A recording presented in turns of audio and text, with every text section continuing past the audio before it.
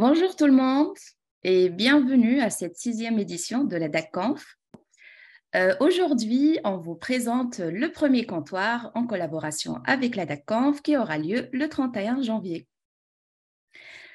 Christophe Bréré-Gérardin, un manager confirmé à Octo Technologies et un passionné par le craftsmanship, a remarqué durant de nombreuses années d'expérience que les concepts de l'architecture hexagonale et la cleanarchie sont parfois mélangés ou mal compris. Pour cela, durant ce comptoir, Christophe vous présente un comparatif entre ces deux concepts, donc l'architecture hexagonale et la cleanarchie, pour enlever toute ambiguïté. À toi, Christophe. Yes, merci Amal, c'est exactement ça. Donc aujourd'hui, je vais vous parler d'architecture hexagonale et de clean architecture. Et on va répondre à la question, est-ce que finalement c'est la même chose ou non? Alors d'abord, je me présente, je m'appelle Christophe, j'ai 23 ans d'expérience. Aujourd'hui, mes activités sont plutôt centrées sur l'accompagnement des équipes de développement. Je fais également des audits, des formations et des talks comme aujourd'hui. Dans mon parcours professionnel, je suis passé par les cases développeur, lead tech, architecte, et j'ai traversé les périodes de partir du siècle dernier jusqu'à aujourd'hui, ce qui me permet d'être pertinent dans mes activités actuelles. Donc, avant de parler d'architecture, on va faire un petit peu d'archéologie sur le design pour comprendre pourquoi celles-ci ont émergé. Alors, quand moi j'ai commencé le développement logiciel en entreprise, la première décision du projet, avant toutes les autres, c'était quelle base de données on va utiliser. Alors, on ne savait pas ce qu'on allait développer, mais on réfléchissait déjà à comment on allait stocker les données finalement dont on ne connaissait pas grand-chose. Vous pouvez mettre des plus 1 dans le chat si vous avez vécu ça. Euh, alors, c'est comme ça qu'on peut arriver à un choix de base de données qui n'est pas en adéquation avec notre besoin. Si j'ai un exemple à donner, en 2015, je me souviens d'un projet où ils avaient choisi MongoDB pour archiver des informations qui transitaient dans le système. Ils se sont aperçus avec l'usage que c'était des toutes petites informations et qu'elles arrivaient en masse toutes les secondes. Et finalement, elles arrivaient plus vite qu'elles n'étaient intégrées dans la base. Pourquoi? Parce que Mongo, c'est efficace sur des gros documents et pas sur des petites données. Donc le choix anticipé de Mongo n'était pas le bon. La deuxième décision sur les projets, c'était installant un bug tracker, c'est-à-dire un outil où on va créer des fiches pour les anomalies qu'on rencontre et puis qu'on va pouvoir suivre une fois qu'on les corrige. J'ai vu 1+1 sur le chat. Et une fois qu'on a fait toutes ces décisions, on pouvait commencer à coder. Et quand on avait fini, comme on avait prévu un bug tracker, c'est cool parce on pouvait relever les compteurs des anomalies, les corriger et les suivre.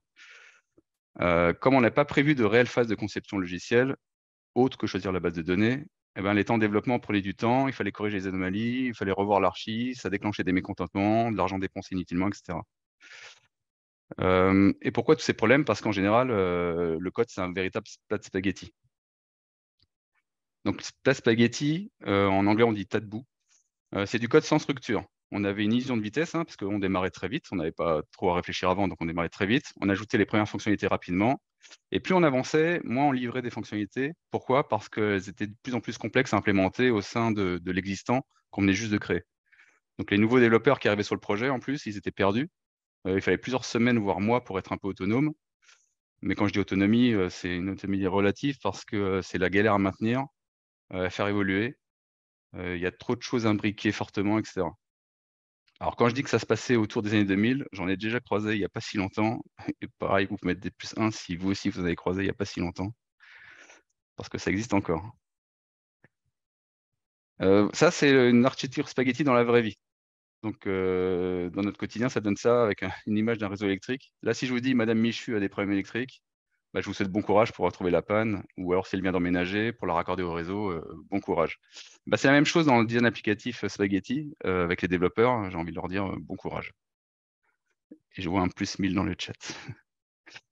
Donc après réflexion, les années suivantes, après avoir acquis tous ces problèmes de place spaghetti, on s'est dit qu'il fallait mettre de l'ordre dans le code. Donc on s'est commencé à diviser l'application en couches, chacune ayant une responsabilité précise. Donc l'idée était suffisante, on avait une couche qui gérait les accès à la base de données, une couche qui gérait un pseudo-métier, et une couche de communication avec l'utilisateur. Donc en théorie, c'était le top, car c'était rangé là comme des lasagnes. Donc on reste dans la pâte, même si c'est un peu tôt ce matin. Donc c'était le top.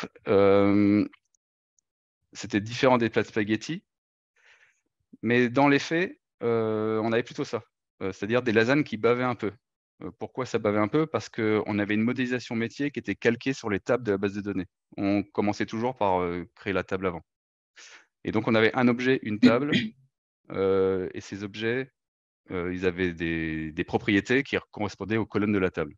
Et ces objets, ils étaient transmis à tous les étages des couches qu'on voit ici. Je me souviens, sur un projet, une équipe à qui on a demandé de se sourcer dans une autre table que celle dans laquelle ils requêtaient. Ils ont chiffré ça à 2 semaines. Pourquoi 2 semaines? Parce que bah, les objets, c'est des copies conformes de la table. Comme la table, elle change, et ben, il fallait changer les objets. Et comme ils étaient utilisés partout, dans les IHM, dans la règle métier, etc., bah, il fallait modifier toute l'application et ensuite tout retester. Pareil, vous pouvez mettre des +1 si vous connaissez ça, des objets qui transitent partout, ou, ou même des +1000, comme j'ai vu tout à l'heure, si ça existe toujours. Et on avait aussi l'arrivée des frameworks pour arrêter de faire du code de bas niveau, qui nous aidait à appréhender certaines problématiques. Donc, c'est hyper pratique. On se couplait à eux et finalement, parfois, ils devenaient transverses à plusieurs couches. Et quand il y avait une montée de version structurante, coucou Angular, bah, ou alors qu'ils n'étaient pas maintenus, bah, c'était compliqué parce qu'il fallait désimbriquer le framework. Et comme on avait tout basé là-dessus, c'était complexe.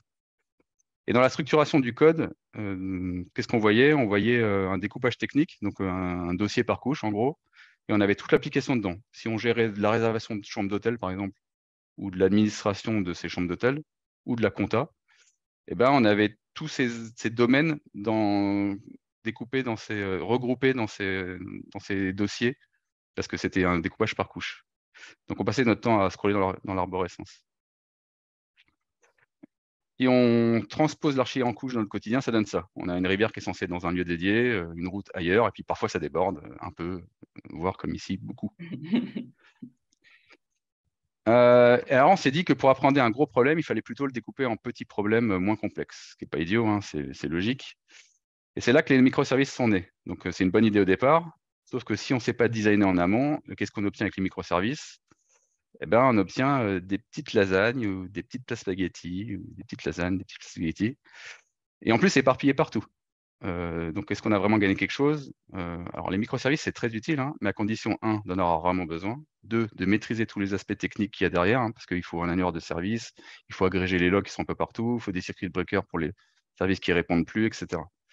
Et trois, il faut savoir faire une bonne conception au sein de ces services. Sinon, ben, on va faire les mêmes problèmes que précédents, mais c'est pire parce que ça va être des problèmes qui vont être distribués dans tout le système. Si on transpose les microservices dans notre quotidien, vous voyez les boîtiers fibres entre votre box et votre fournisseur d'accès qui sont dans chaque quartier.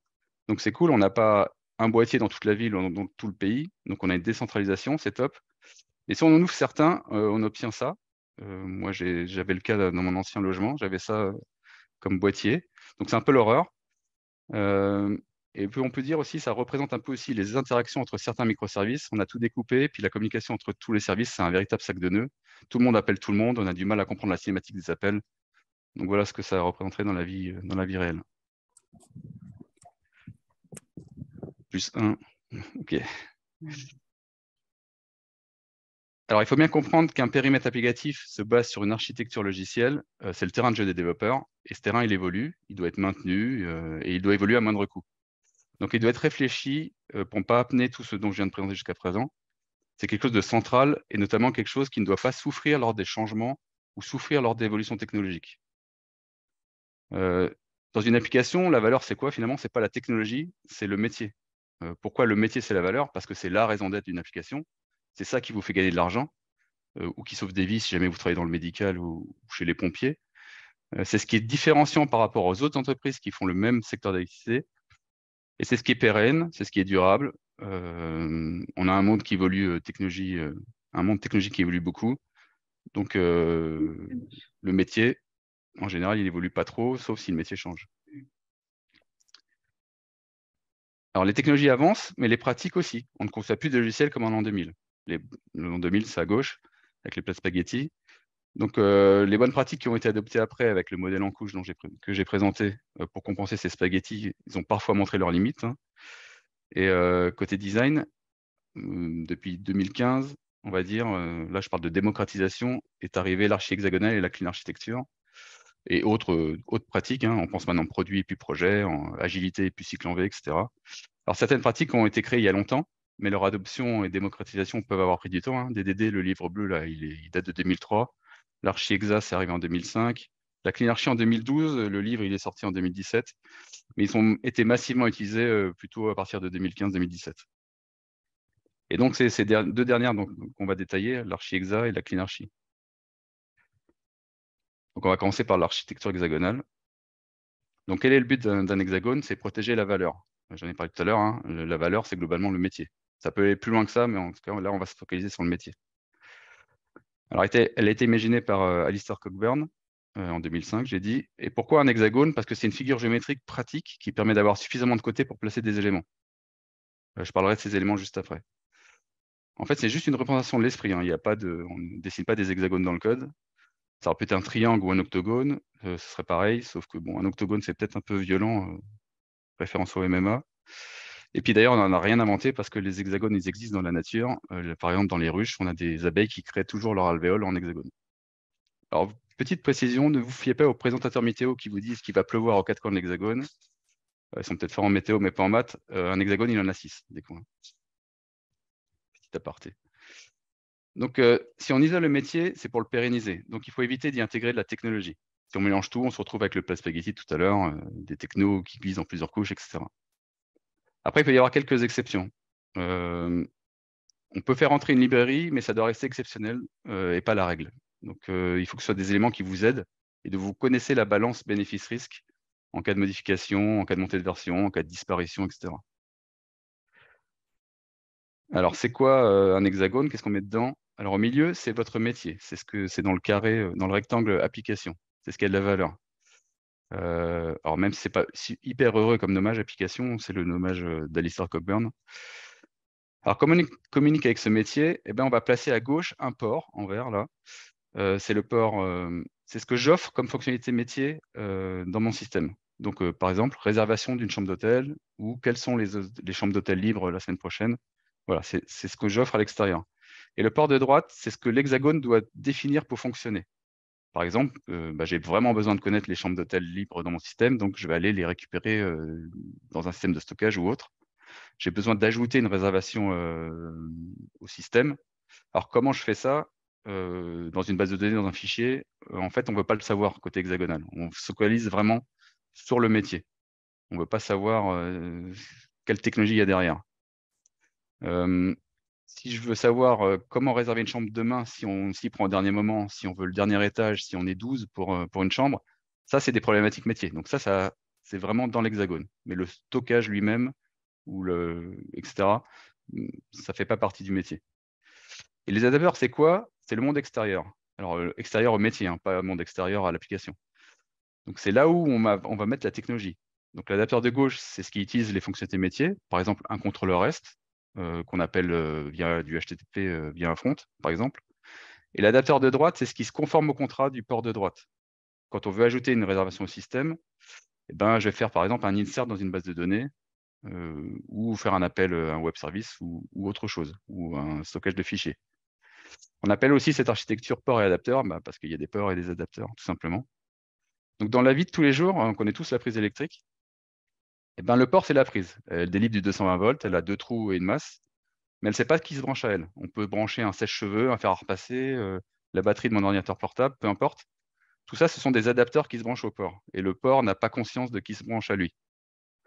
Donc, le port à gauche, lui, il va orchestrer les appels vers application et vers le port de droite. Donc, on ne met pas de métier dans le port, hein, c'est juste dans application. Le port, c'est un orchestrateur, c'est l'erreur que beaucoup font. Ils mettent un port et après, ils mettent le métier dedans. Ça, c'est pas de l'archi hexagonal, c'est du transaction script. J'entends des enfants. Si vous pouvez couper vos micros, merci beaucoup. Alors, j'ai parlé de port de gauche et de port de droite. C'est quoi gauche-droite, hein? Alors, sans faire de politique, ici, la gauche, c'est le côté utilisateur, qu'on appelle user-side en anglais, et droit, c'est le côté technologique, donc le server-side. Alors, ça reste du nommage. Il y a d'autres nommages, hein, on peut dire primaire, secondaire, API, SPI. Il y en a encore d'autres, driven, driver, driver-driven. Peu importe, hein. En fait, c'est une décision d'équipe. Il faut juste là pour se comprendre, adapter le nommage qui nous plaît le plus sur le projet et s'y conformer. Et donc, comme le port ne sait pas qui se branche à lui, eh ben, on peut avoir plusieurs adapteurs. Ou alors, on peut changer d'adapteur. Si un jour la technologie change, eh ben, on change d'adapteur. On en crée un nouveau et puis on remplace l'ancien. Et ça, on peut le faire sans avoir à modifier une seule ligne de code Hexagone. C'est ça qui est hyper avantageux. On n'a aucune ligne de code à modifier. Et moins on a de ligne de code à modifier, moins on a à retester. Donc, si on n'a pas à retester notre métier, c'est hyper avantageux. Par exemple, on peut avoir un adapteur user-side à gauche, qui est un contrôleur REST. Je peux avoir aussi un script batch. Peu importe qui m'appelle en fait. Et à droite, je peux avoir quelque chose qui fait des requêtes à une base SQL ou NoSQL. Je peux avoir un adapteur qui se connecte à un web service, qui lit un fichier, etc. Peu importe. On peut tout mettre. Et d'ailleurs, quand moi je développe, mon premier adapteur à gauche, c'est mon test. C'est ce que j'ai écrit là, le TU, c'est mon test. Et je vais définir le comportement à implémenter ou à vérifier. Et puis, mon premier adapteur de droite, je vais mettre un bouchon ou n'importe quelle doublure de test qui va me permettre de me positionner dans tous les cas possibles à moindre coût, sans avoir à paramétrer une base de données ou autre chose technologique.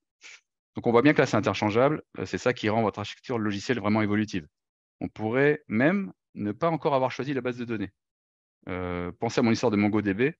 On développe la partie métier, on intègre dans le système et on regarde comment ça fonctionne. Et après, on choisit la base de données qui est vraiment adaptée au système par rapport à son fonctionnement réel et pas par rapport à ce qu'on imagine comment ça va fonctionner. Donc, cette architecture, elle permet vraiment de repousser les choix technologiques. Plus on les repousse loin, plus on a le choix. Et finalement, dans le code, c'est quoi un port, c'est quoi un adapteur? Alors, je vais commencer par le port de droite. Le port de droite, c'est une abstraction, un rôle, un contrat, vous l'appelez comme vous voulez. En général, dans les langages de programmation, c'est le mot-clé interface qui revient le plus souvent.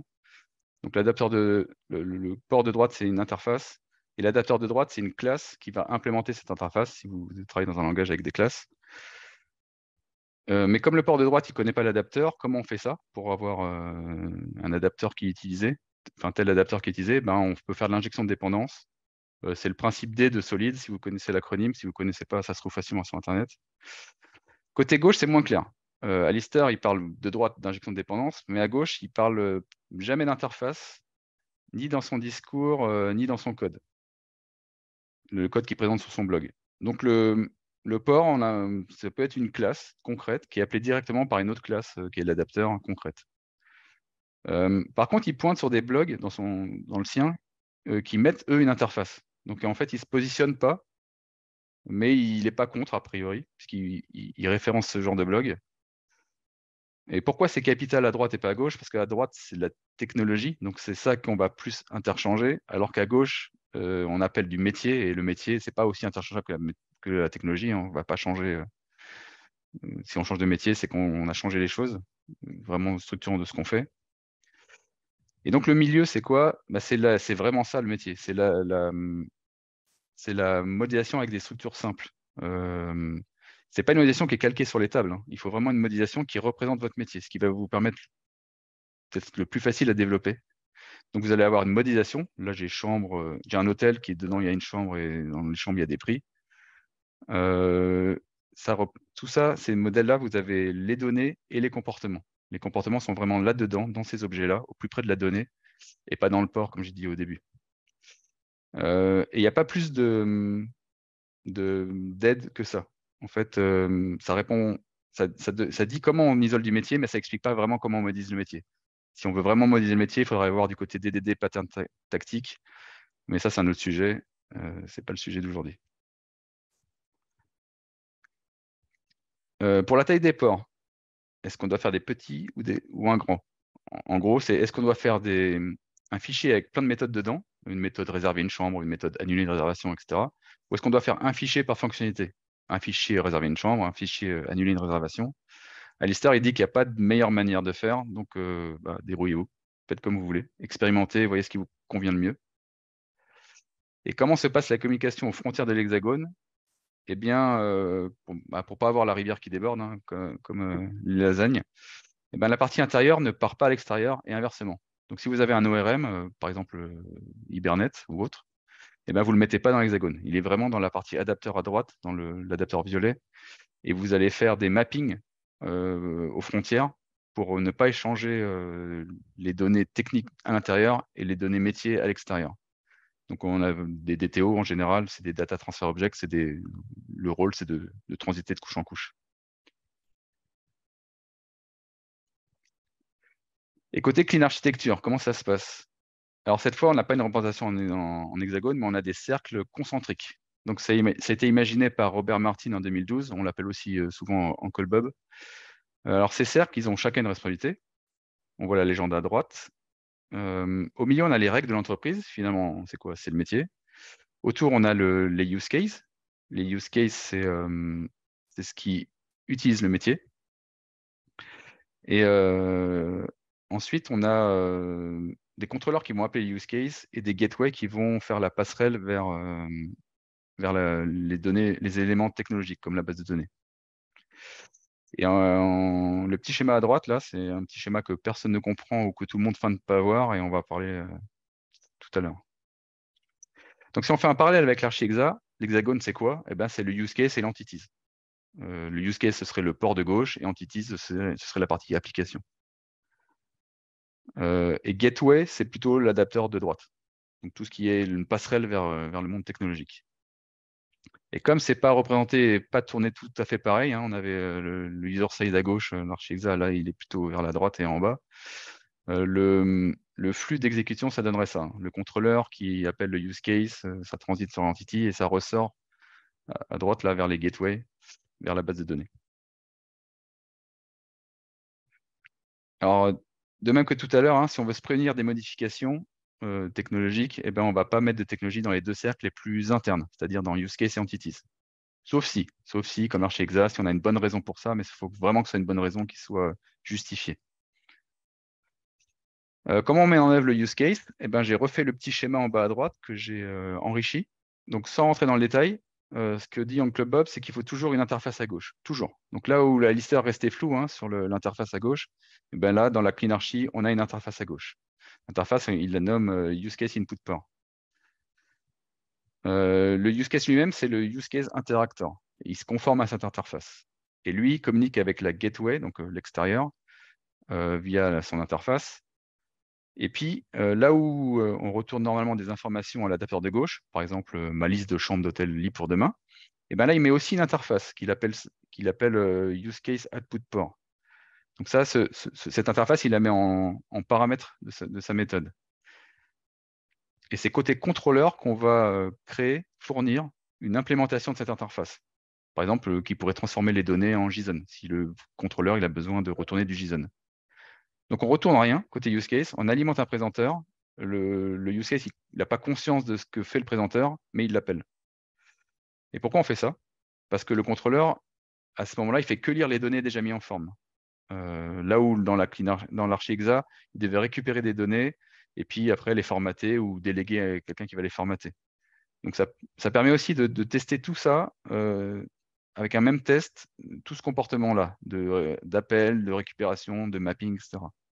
Ça permet aussi d'avoir plusieurs présenteurs par rapport au contrôleur. Je sais pas, je vais avoir un présenteur JSON, puis un présenteur avec un flux Excel ou autre. Donc, s'il faut retenir une chose, parce qu'on pourrait creuser longtemps cette partie, parce qu'elle mérite beaucoup d'attention, elle n'est pas simple à comprendre, en tout cas du premier coup, c'est que pour un use case, il faut une interface en entrée et une interface en sortie. Et si on représentait cette clean archi sous forme d'hexagone, parce que maintenant vous êtes familiarisé avec l'hexagonal, alors entity, c'est le métier, c'est la partie application. On y accède, il y a le use case qui est le port de gauche. On accède avec ce use case à travers une interface. Donc, j'avais parlé du use case input port. Et pour le retour, si jamais il y avait un retour, on lui fournit un use case output port pour mettre en forme les données. Et à droite, on a notre interface de gateway en jaune. C'est notre contrat. Et une implémentation de ce gateway en violet pour discuter réellement avec une source de données. En fait, à droite, c'est exactement comme l'archi-hexa. Là où vraiment il y a une grosse différence, c'est à gauche.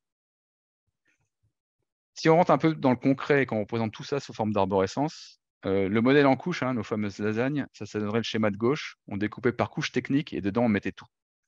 Et puis souvent même, on mettait des choses qui s'appelaient manager, service, c'est-à-dire hyper flou, on ne savait pas trop ce que ça faisait, c'était un peu abstrait. Et donc tout était mélangé dans les mêmes répertoires. Que ce soit de la réservation, de l'administration, de la compta, on avait tout le métier dans le métier, toute la persistance dans la persistance, etc. Avec la clean architecture, à droite, on a deux périmètres, réservation et administration. Vous voyez en dessous d'hôtel, j'ai réservation et tout en bas, j'ai administration. Et donc, on a deux répertoires différents, ce qui fait que ce n'est pas tout mélangé. Et dans le répertoire, après, on peut faire un répertoire par couche des cercles, en fait, par cercle. Et donc, dans le répertoire de use case, on a tous les use cases possibles. On voit rechercher une chambre. Quand je parlais de la taille des ports dans l'ArchiExa, ben là, la clean archi se positionne. C'est un fichier par use case. Donc, quand on ouvre le fichier, le répertoire use case, on a tous les use cases qu'offre l'application. C'est ce qu'on appelle la screaming architecture. C'est-à-dire c'est une archi qui est autoporteuse, qui dit ce qu'elle fait sans documentation. On déplie le répertoire et on comprend les choses. En fait, la documentation, c'est le code lui-même. Donc là, on aurait tous les use cases de la réservation. Rechercher les chambres libres, réserver une chambre, annuler une réservation, etc. Et en bas, on aurait tous les use cases de l'administration, si j'étais allé plus loin. Et puis, en dehors de business, on aurait toute la partie technologique. Donc, on aurait les gateways qui se connectent à des bases ou des fichiers ou autre chose. Et si on devait associer ça à un plat à base de pâtes, comme on a fait avec les spaghettis, les lasagnes, les raviolis, ce serait plutôt une pizza. Donc, on a notre réservation, c'est la part de pizza, et puis après, elle est découpée en cercles concentriques à l'intérieur de cette part. Pour les échanges de données entre la partie finalement métier et l'extérieur du métier, eh ben, c'est comme l'ArchiExa, hein, on ne fait pas rentrer de l'ORM Hibernate ou autre dans le métier.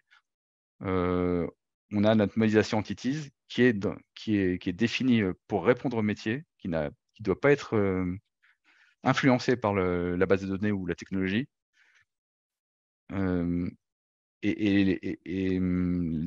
Ces éléments ne fuitent pas à l'extérieur. Donc, la Clean Archi nous explique un peu plus comment on discute avec l'extérieur. C'est le rôle de la couche verte, là. Ça explique comment on convertit les données dans le format le plus pratique pour le use case. Ça nous décrit le fonctionnement d'un présenteur pour récupérer les données, etc. Si on fait le bilan, donc je vais essayer d'anticiper vos questions. À la façon Combini, qui demande à Vincent Cassel l'amour ou la haine, frites ou salade, et ben moi, il me demanderait hexagonal ou clean. Alors la question derrière ça, c'est Christophe, sur tous les applicatifs, dans chaque domaine, est-ce que tu fais de l'hexagonal ou de la clean architecture? Eh ben, j'ai envie de dire, parfois aucun des deux. Alors, ce n'est pas adapté à toute situation. Là, on a le livre de Vlad Kononov, Domain Driven Design, Learning Driven Design. Donc, si vous travaillez sur un domaine qui n'est pas votre sous-domaine, qui n'est pas le cœur de votre applicatif, qui n'apporte pas d'éléments différenciants par rapport aux concurrents, vous êtes à gauche du schéma. Alors là, c'est inutile de vous lancer dans la clean archi. Par exemple, si vous avez un domaine qui serait une gestion de référentiel. Cette gestion de référentiel serait utilisée par les autres domaines de votre applicatif. Ça n'a pas de métier complexe, ce n'est pas sur ça que vous allez gagner de l'argent. C'est quand même indispensable à votre applicatif, mais ça n'a pas de côté de différenciant en business. Donc, vous pouvez mettre en place des transactions de script ou du Active Record. Ça fonctionnera très bien. Inutile de vous lancer dans de la clean archi ou de l'archi-exa. J'ai vu des gens mettre de la clean archi sans métier. Et du coup, ça faisait quoi? Ça faisait beaucoup de passe-plats, beaucoup de douleurs parce que le développement n'était pas très rapide. C'était long à implémenter. Et tout ça pour isoler finalement rien, parce qu'il n'y a pas de métier. Si vous êtes dans le cœur de votre sous-domaine métier, mais que vous êtes dans de l'audit ou des transactions monétaires ou des choses comme ça, là, vous allez plutôt mettre de l'event sourcing pour sauvegarder les événements qui passent plutôt que l'état final. Là, donc, pareil, ce n'est pas forcément adapté à la clean archi ou l'archi-exa. Par contre, pour tout le reste, c'est tout à fait adapté et c'est même conseillé. Là, voilà. Petit zoom sur CQRS, si vous avez plusieurs modèles de persistance, par exemple un de lecture, un d'écriture, moi je mettrai le côté écriture avec de la clean ou de l'archi-exa, et le côté lecture, je le laisserai adapter à la vue, donc l'Active Record par exemple. Alors sur toute une série de sujets, les avantages sont les mêmes, que ce soit le découplage, l'isolation, ça permet la flexibilité, la pérennité, c'est testable by design, donc c'est top. Ça permet de repousser les choix techniques au plus tard, hein, j'en ai parlé avec Mongo. Comme ça, on peut faire les choix les plus judicieux qui sont adaptés au système en fonctionnement et pas une imagination du système qu'on aurait. Alors, ce n'est pas juste une architecture destinée au back, hein, ça fonctionne très bien sur du front. Là où je vois un intérêt différenciant, c'est sur le niveau de guidage dont vous avez besoin. Si vous ne souhaitez pas trop être guidé, alors l'archi-exa s'y prête bien. Si vous avez besoin d'être fortement guidé, là, la CleanArchi est plus adaptée parce qu'elle va se positionner sur des éléments structurants. Est-ce que vous avez besoin d'une interface à gauche, la taille des ports, comment vous faites pour échanger l'information aux frontières, surtout à gauche, pour présenter les choses. Donc voilà, plus de la CleanArchi. Alors attention, guidé, ça ne veut pas dire forcément plus facile, parce que vous avez vu que le présenteur, c'est pas finalement si simple à comprendre. Bon, c'est pas complexe non plus, hein, mais voilà, il faut vraiment prendre du recul pour comprendre comment ça marche. Côté représentation, c'est différent, hein, on a un hexagone d'un côté et des circonscrits de l'autre, mais bon, c'est juste une vue de l'esprit. Côté terminologie aussi, on a chacun possède ses propres termes. Ici, là, je vous ai présenté une correspondance dans chacun des termes. L'adapteur user side, c'est le contrôleur, par exemple, et puis son implémentation aussi du présenteur. Le port user side, c'est du use case. L'application, c'est entity. Alors, aucun des deux termes ne me plaît, mais avec le DDD, vous avez une nomination, dénomination qui est plus explicite, comme le modèle domaine. Donc, je préfère utiliser cette partie-là plutôt que application entity. Le port user side, j'en ai parlé, c'est le use case. L'application, c'est entity, j'en ai parlé. La partie server side, ce sont les gateways. Donc, les 3 éléments importants à retenir, l'objectif, il est commun. Ça permet d'isoler de la valeur, et souvent, la valeur, c'est le métier. Même si les terminologies sont différentes, l'objectif est commun. Ils ont des avantages et inconvénients communs. Les avantages communs, c'est au niveau du découplage, flexibilité, structuration, hein, tout ce que j'ai présenté. Et les inconvénients communs, c'est qu'il n'y a pas de guidage vraiment pour designer la partie application, la partie vraiment métier. Là, on va plus partir sur du DDD. Et ils ne sont pas adaptés à toutes les situations, hein, l'un ou l'autre. Rappelez-vous de l'arbre de décision juste avant, ce n'est pas adapté à tout. Et ils proposent un niveau de guidage différent. Donc, c'est ça qu'il faut aussi retenir. Ça dépend si vous voulez être plus ou moins guidé au niveau des interfaces, etc. Voilà, vous allez me dire, t'es gentil, mais t'as noyé le poisson, on t'a demandé hexagonal ou clean et tu nous as pas répondu. Alors, si je devais vraiment répondre, vraiment me positionner sur un choix, entre hexagonal et clean, je dirais la clean archigonale. En fait, je prends le meilleur des deux mondes. Je prends les termes use case de la clean archi parce que j'aime bien ce terme-là. La taille des ports, j'aime bien la streaming architecture. Hein, vous avez vu avec les répertoires, quand j'ouvre le répertoire use case, ben, c'est hyper clair. Je vois tout ce que apporte l'application. Je prends pas gateway parce que j'aime pas trop comme terme. D'ailleurs, c'est pas beaucoup utilisé. J'aime bien adapteur par contre, ou repository pour la partie DDD. Je prends pas toujours l'interface du use case. Hein, ça dépend si je veux pouvoir tester le contrôleur en toute autonomie ou non. Je prends pas forcément le présenteur. Parfois oui, parfois non. Ça dépend si je veux m'appuyer sur un framework à gauche ou pas. Bref, je fais un mix, mais surtout, je rajoute le DDD au milieu qui va m'aider à designer. Donc, c'est la clean archigonale DDD. Donc, merci beaucoup, Christophe. On arrive un peu à la fin de cette présentation. Alors, tu as énormément de messages de remerciements pour la Ah, clarté de cette présentation et l'excellente synthèse. Je te remercie également. Juste un petit rappel, donc la DACConf est sold out. Par contre, il y a encore du coup des passes en replay qui sont toujours disponibles. Vous pouvez les obtenir en scannant le QR code. Je vous remercie pour votre attention et prochainement, j'espère vous revoir dans les comptoirs ou la DACConf. Merci, bonne journée.